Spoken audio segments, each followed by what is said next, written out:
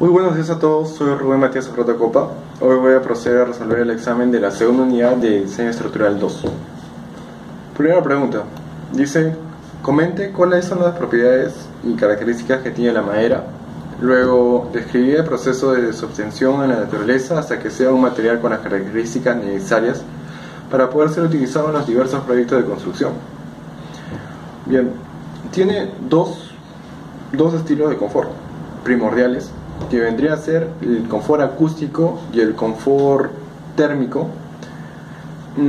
Y esas son propiedades muy útiles, pues dentro de la vivienda, dentro del edificio o la construcción en base a madera, va a ser bastante agradable el trabajar con ellos, por lo tanto sería una propiedad también benéfica. Pero ahora, si hablamos de propiedades que no vendrían a ser tan benéficas, digamos, sería la higroscopicidad, que es esa propiedad que requiere, hace que la madera absorba la humedad del ambiente. O sea que se haga una construcción aquí en Tacna, la madera en algunos puntos donde haya bastante humedad no va a poder darse debido a que el proceso de hinchazón, por lo tanto se van a producir cambios en la propiedad, cosa que no se va a permitir que se cumpla eficientemente estos procesos en sus resistencias de cargas. Y a ello, las resistencias de cargas, está que la madera es bastante resistente a la tracción, debido en algunos casos por la densidad que pueda manejar esta y a la poca densidad, varíe según la clase en la que se encuentre, en la clasificación en la que se encuentre. La segunda parte de la pregunta nos pide que explique el proceso de la obtención de la naturaleza. Bien.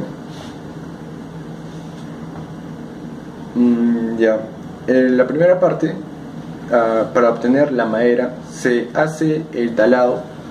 Luego de talarlo, recién se va a transportar a la empresa mediante un vehículo o una nave, un barco o una nave, y después de eso se hace el descortezado, luego el tronzado, que hace que se pueda trabajar más fácilmente con esta extracción de el talado de los árboles, y luego se hace el despiece, que se sacan según la modulación, la proporción con la que se trabaje en ese momento.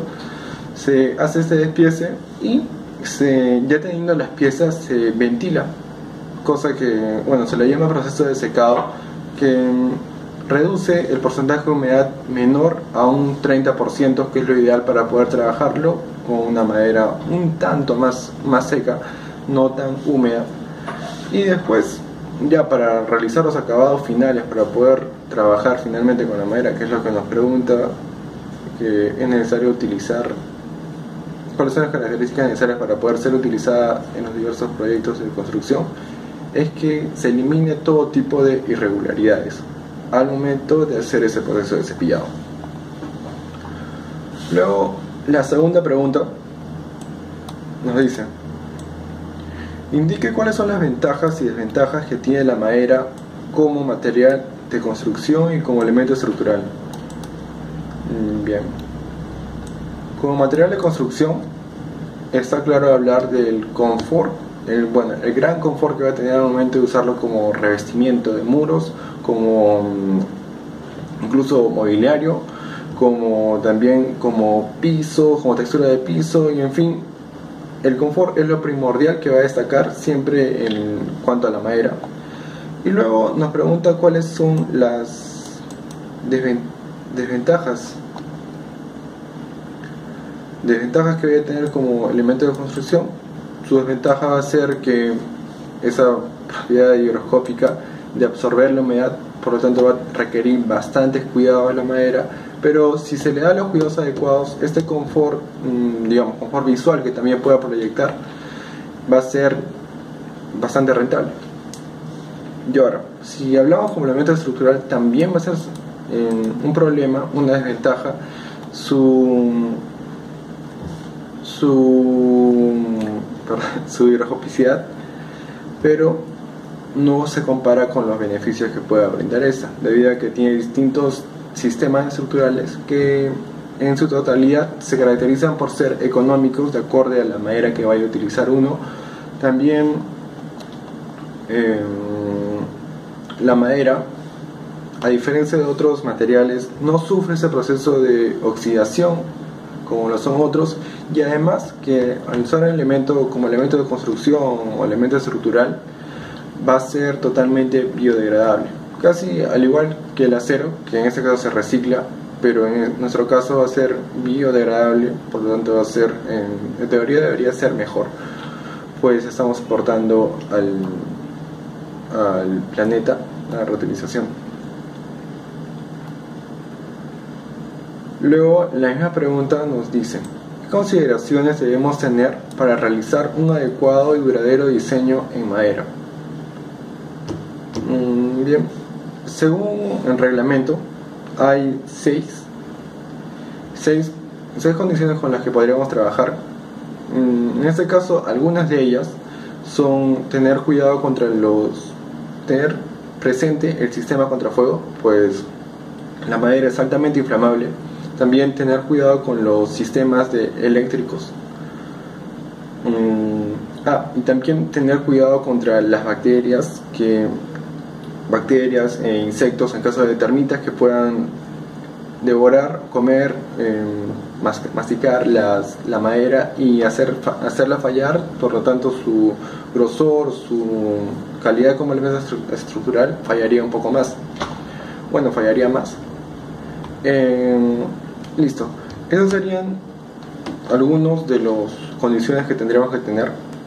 Pero entre estos, el más importante sería el desarrollo que vaya a tener la ventilación. En el caso, mecanismos de ventilación. En el caso se apertura un vano, es que ese vano funcione eficientemente, debido a que la humedad nuevamente es el problema que se tiene que regular y es el que más va a afectar. Entonces, el desarrollo de correcta ventilación es muy importante para que la madera sea duradera y tenga un uso adecuado.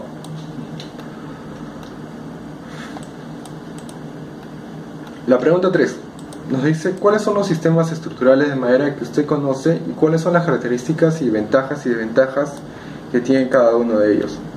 Bien, los que hemos tocado en el curso son 3 y son los que ahorita voy a proceder a explicarle. Son primero el sistema de entramado, que en una condición particular entre los 3 sistemas son que los 3 se podría decir que son económicos, pero claro, con sus diversos enfoques. Pero en este caso el sistema de entramado es mucho más barato, pues tiene de entre un 5 a un 10% de diferencia en tanto la economía. Este sistema de entramado consta de rigidez al momento de que se aplique, debido a que la carga que soporte va a ser totalmente compartida y en todo caso va a ser más eficiente. Y por parte de este mismo sistema es que la propiedad acústica va a ser mucho mejor.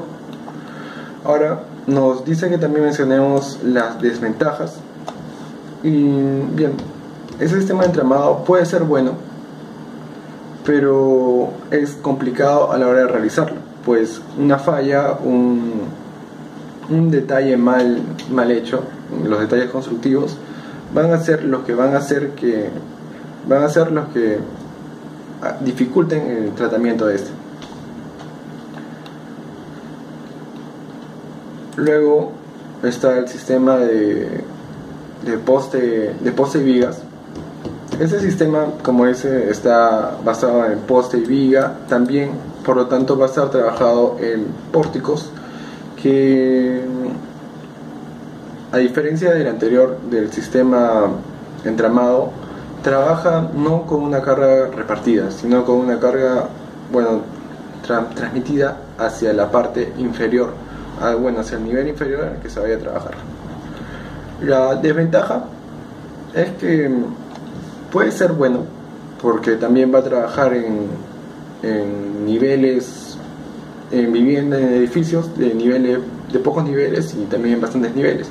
Sin embargo, cuando se vayan a trabajar en ellas con cargas un tanto más concentradas, cargas que no están previstas, como toda estructura va a fallar, pero en este caso el error va a ser mucho más notorio, pues se va a tener que, fuera del sistema normal de pose y viga, vamos a tener que trabajar con unos detalles más para reforzar en esa zona donde se van a aplicar estas cargas. Luego el tercero sería el sistema de armaduras, que consta entre armadura que va a cubrir el sistema. Su beneficio es que esta es mucho más económica debido a que va a prestar una mayor resistencia y los materiales son más largos con los que se puede trabajar. Sin embargo, al tener esa longitud no va a ser ideal trabajar con ellos, pues va a requerir de equipos sofisticados para poder trabajar con ella. Bien, esos serían los tres sistemas. Y la siguiente pregunta de esta tercera pregunta dice: ¿qué tan importante es la aplicación de la coordinación modular en esos sistemas estructurales? Pues sin la coordinación modular es que trabajar en madera sería totalmente ineficiente, pues estaríamos consumiendo restos que dejaríamos en desuso. Por lo tanto, trabajar en proporción y siempre vendiendo, digamos, en el caso de que se vaya a vender esa madera, va a ser mucho más adecuado, pues se va a tener en consideración las medidas y el costo por medida.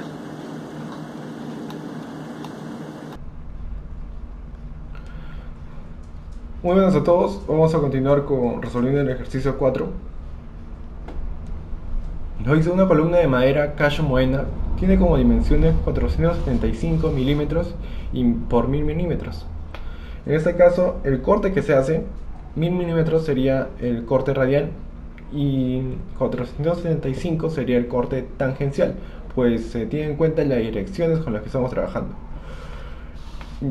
Luego ya tenemos definido estos tipos de cortes. Se sabe que inicialmente se encuentra en una zona en donde su contenido de humedad alcanza un 18%. Por lo tanto, el contenido de humedad inicial, lo guardamos como dato, es un 18%. Sin embargo, esta pieza de madera será trasladada a una zona de obra en donde perderá la humedad hasta llegar al 13%. Ese 13% es el contenido de humedad final. Por lo tanto, al llevarlo a esta empresa, va a haber una reducción de porcentaje de humedad. Por lo tanto, va a haber una contracción. El volumen va a variar. En este caso, utilizamos la fórmula de contracción que estaríamos restando para poder hallar la respuesta que nos pregunta qué dimensiones tendrá en esa columna en su posición final del vecino.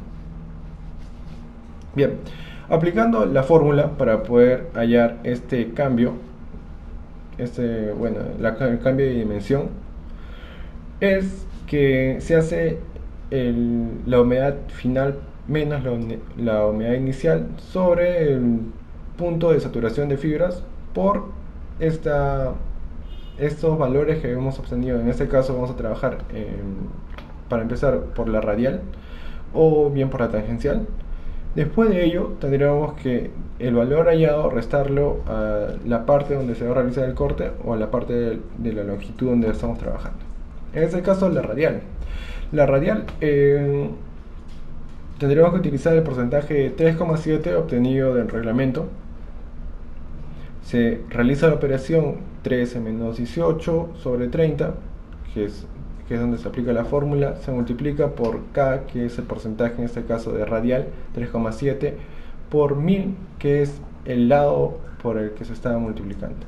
El lado que tiene que ver con la parte radial. Nos sale menos 6,16. Ese es un dato que tenemos que tenerlo en cuenta por lo pronto.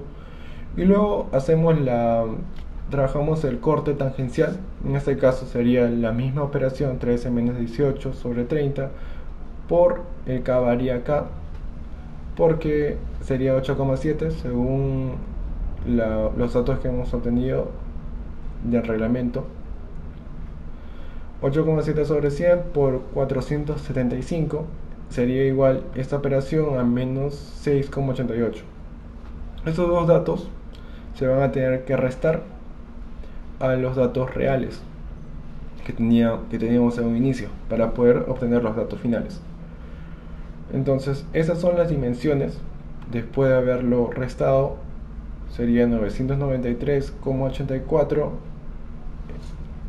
sería el cambio que vaya a producirse. Se va a reducir de 1000 a esta unidad, estas unidades, y de 475 se va a reducir a 468,12.